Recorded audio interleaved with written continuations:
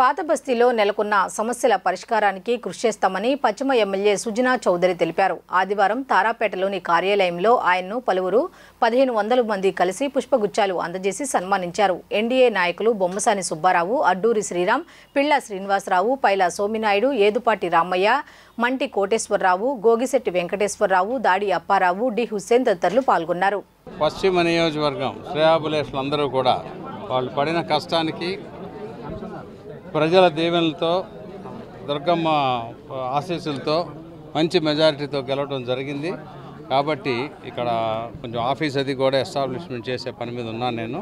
ఈరోజు అందరూ కూడా కలిశారు, 3 పార్టీలు, జనసేన, తెలుగుదేశం, భారతీయ జనతా పార్టీ వాళ్ళు.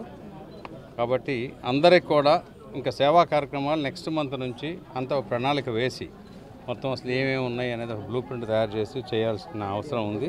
ఆ పని మీద నేను ఆల్రెడీ పని మొదలు పెట్టాను కదా 10 రోజుల నుంచి. ఈరోజు మా పార్టీ తరఫున సత్యకుమార్ గారు ఆరోగ్య శాఖ మంత్రిగా ఆయన ఛార్జ్ తీసుకోవడం జరిగింది. ఆయనకు కూడా బెస్ట్ విషెస్ చెప్పి వచ్చాను.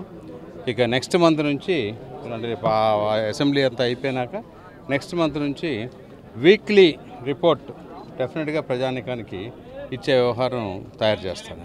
ఓకే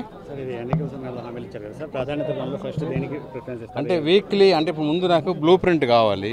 అసలు నియోజకవర్గంలో ఎక్కడ ఏ పరిస్థితి ఉంది 3D సర్వే ఒకటి చేపిస్తున్నాను, ఆల్రెడీ ఆర్డర్ ఇచ్చాను నేను.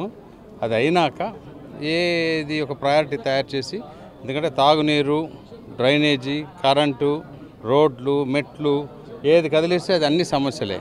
ఆ సమస్యల్ని ముందు ఒక ప్రయారిటీ చేసి తర్వాత యువతకి వాళ్ళ విద్యా అవసరాలు ఎలా ఉన్నాయి, ఉద్యోగ అవసరాలను మనం ఎంతవరకు చేయగలం అవన్నీ కూడా వర్కౌట్ చేయాలి.